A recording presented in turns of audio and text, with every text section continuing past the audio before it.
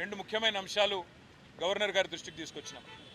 అందులో మొదటిది రాష్ట్రంలోని నిరుద్యోగ యువత, రాష్ట్రంలోని విద్యార్థులకు కాంగ్రెస్ పార్టీ ప్రస్తుత ముఖ్యమంత్రి రేవంత్ రెడ్డి గారు కానీ, అదేవిధంగా ఈరోజు పార్లమెంట్లో ప్రతిపక్ష నాయకుడు రాహుల్ గాంధీ గారు కానీ ఆనాడు ప్రతిపక్షంలో ఉన్నప్పుడు ఏమేం హామీలు ఇచ్చినారు, ఏ రకంగా వాటిని వాళ్ళ తుంగలో దొక్కుతూ అప్రజాస్వామికంగా విద్యార్థుల మీద దాడులు, నిర్బంధాలు, కేసులు, న్యాయం అడిగిన విద్యార్థుల మీద లాఠీలు విరగొడుతూ ఒక భయానకమైన వాతావరణం.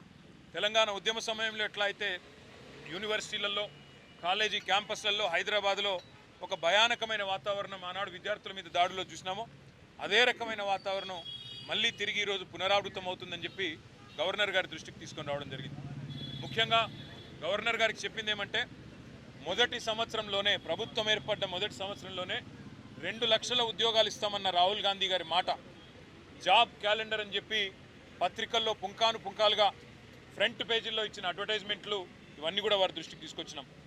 గ్రూప్ 1, గ్రూప్ 2, గ్రూప్ 3 ఈ 3 నోటిఫికేషన్లు కూడా గతంలో కేసీఆర్ గారు ముఖ్యమంత్రిగా ఉన్ననాడు ఇచ్చిన వాటిని తిరిగి రద్దు చేసి కొత్త వాటిని ఇస్తాం, పోస్టుల సంఖ్య పెంచుతామని చెప్పి కాంగ్రెస్ పార్టీ ఇచ్చిన మాటను గుర్తు చేసినాం.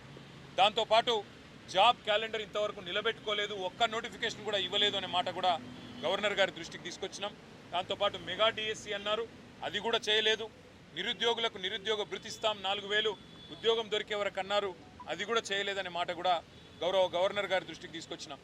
అన్నిటికీ మించి సిటీ సెంట్రల్ లైబ్రరీలో ఉన్న చదువుకుంటున్న విద్యార్థులను బయటికి ఇడ్చుకొని రావడం, ఉస్మానియా యూనివర్సిటీ హాస్టల్లో ఉన్న విద్యార్థులను ఇవాళ వారి మీద దాడులు చేసి మరి పోలీసులు అప్రజాస్వామికంగా వ్యవహరించడం, ఇవన్నీ కూడా గవర్నర్ గారి దృష్టికి చాలా వివరంగా మేమందరం కూడా వివరించి చెప్పడం జరిగింది. గవర్నర్ గారు చాలా గట్టిగా స్పందించినారు. హోమ్ సెక్రటరీని నేను పిలుచుకుంటాను, తప్పకుండా అన్ని వివరాలు అడుగుతాను, విద్యార్థుల మీద ఈ రకంగా జరగడం మంచిది కాదు అని కూడా వారు అన్నారు. పార్టీ ఫిరాయింపుల నిరోధక చట్టాన్ని తుంగలో దొక్కుతూ మరి కాంగ్రెస్ పార్టీ ఏ రకంగానైతే ఈ రాష్ట్రంలో ఇప్పటికే 10 మంది బీఆర్ఎస్ ఎమ్మెల్యేలని, 8 మంది బీఆర్ఎస్ ఎమ్మెల్సీలని తన పార్టీలో చేర్చుకున్నదో కూడా గవర్నర్ గారికి సోదాహరణంగా వివరించినాం. మేము ఇప్పటికే న్యాయ పోరాటం చేస్తున్న విషయం కూడా గవర్నర్ గారికి చెప్పాం. స్పీకర్ గారిని కలిసి అభ్యర్థించింది కూడా చెప్పినాం, తేదీలతో సహా. ఒక అభ్యర్థి అయితే ఖైరతాబాద్ ఎమ్మెల్యేగా బీఆర్ఎస్ టికెట్ మీద గెలిచి మొన్న పార్లమెంటు కాంగ్రెస్ టికెట్ మీద పోటీ చేసిన విషయాన్ని కూడా వారికి సోదాహరణంగా చెప్పడం జరిగింది. గవర్నర్ గారు ఆ విషయంలో కూడా స్పందించారు. తప్పకుండా నేను గవర్నమెంట్కు, ముఖ్యంగా ఇక్కడ ప్రస్తుతం ఉన్న అధికారులకి, స్పీకర్ గారికి కూడా నేను విషయాన్ని తెలుసుకొని నా పరిధిలో ఉన్నంత వరకు న్యాయం చేసే ప్రయత్నం చేస్తానని చెప్పి వారు చెప్పడం జరిగింది.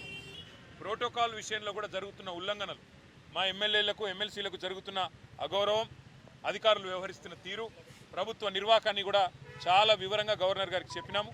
గవర్నర్ గారు ఈ విషయంలో నేను ఒక లేఖ రాస్తాను ప్రభుత్వానికి, తప్పకుండా ఎవరి మర్యాద అయినా కాపాడవలసిన బాధ్యత డెమోక్రాటిక్గా ఎవరు గెలిచినా ప్రజాప్రతినిధి, వారి గౌరవానికి భంగం వాటిల్లితే మంచిది కాదు, నేను ఒక ఉత్తరం కూడా రాస్తాను రాష్ట్ర ప్రభుత్వానికి అని చెప్పారు.